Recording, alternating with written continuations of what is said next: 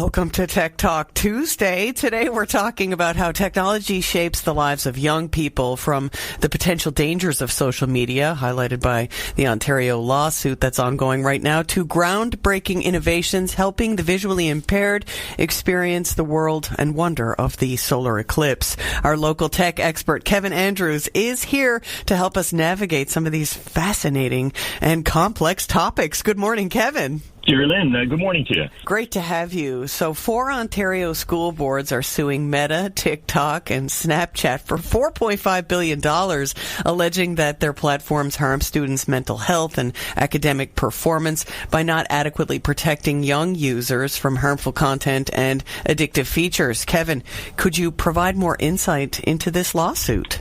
This lawsuit is based on concerns about how these platforms affect students' mental health and school performance. And the school would say that social media companies haven't done enough to keep young users safe from harmful content and features that can be addictive. And so the lawsuit alleges that the platform's algorithms promote content that is harmful to young users, including violent and sexually explicit material, as well as content that promotes self-harm and eating disorders. Now, the school boards go on to claim that this exposure has led to increased anxiety and depression and a decline in academic performance among the students.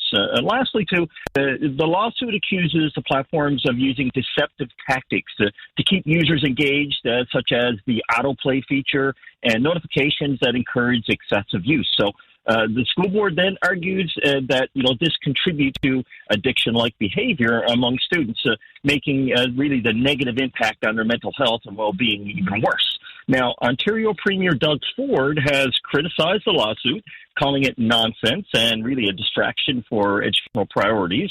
I mean, Ford emphasizes the need to focus on core education values and student well-being. Now, the lawsuit seeks $4.5 billion, like you mentioned, in damages, and they're saying they're going to use that to fund programs and resources aimed at addressing the mental health and academic challenges faced by students as a result of their use of these media platforms. And really, I think the crux of the matter here is clear that this legal action really highlights our deep concerns about how social media harms the mental well-being of the young people. And really, I believe we need to have more discussions about this issue. Absolutely. In light of these concerns about social media's impact on young people, professionals in the field warn that excessive use can alter children's brain function, affecting attention and decision-making while contributing to feelings of anxiety or sadness. Kevin, how do these professionals explain the influence of social media on children's brains and mental well-being?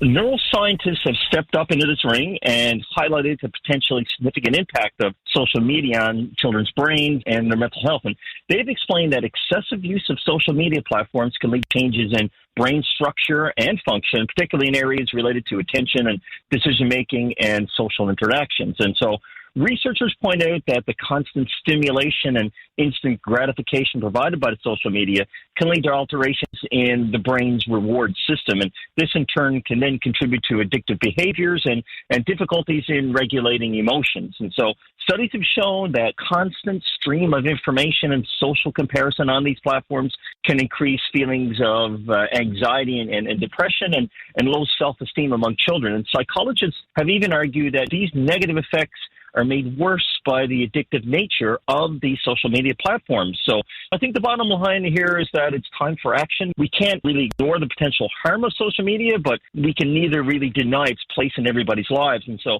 feel there needs to be some type of proactive solution that will focus on all of our well-being. That sounds like a great plan, Kevin, and that endless scroll is always calling. I can understand where you're coming from, or where people are coming from with these concerns. Well, switching gears a little bit now, for people who are blind or visually impaired, experiencing natural wonders like the upcoming solar eclipse might seem out of reach. However, new groundbreaking technology is changing that, offering them a unique and fascinating way to experience this celestial event.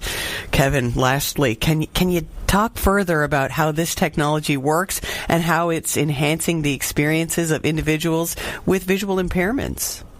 Yeah, I mean, this is some cool technology here. It looks like, this type of new technology can help people with visual impairments experience the solar eclipse really special way. And so one type of technology uses what they call landscapes which is sort of creating sound that represent different parts of the eclipse, like the moon moving in front of the sun and the changes in the light. And so these sounds are based on real-time data, giving users a detailed and really informative audio experience. Now, besides sound, there's also devices that provide touch feedback. And these are devices like vibrating belts and gloves that let users feel sensations that match different parts of the eclipse as well. For instance, if the moon covers the sun, users might feel a slight vibration that would mimic really the changing light and the temperature during the eclipse phase. Now, with that in mind, there's also a mini tablet, but the size of a cell phone, with rows of dots that move up and down. And during the eclipse, a person can put their hand over the device and feel the shape of the moon slowly moving over the sun in real time. And so I think by combining audio and tactile feedback, this type of technology creates sort of a multi-sensory experience that really gives individuals visual impairments to the ability to really learn about the solar eclipse, but also to really feel a deeper connection to this natural wonder. Absolutely remarkable. Kevin Andrews, the wonders never cease when you have time with us here on your VOCM mornings. I always learn something. And thank you so much for joining me today. Really appreciate your time. Chat again next week. There you go. That is local tech expert Kevin Andrews. It is Tech Talk Tuesday.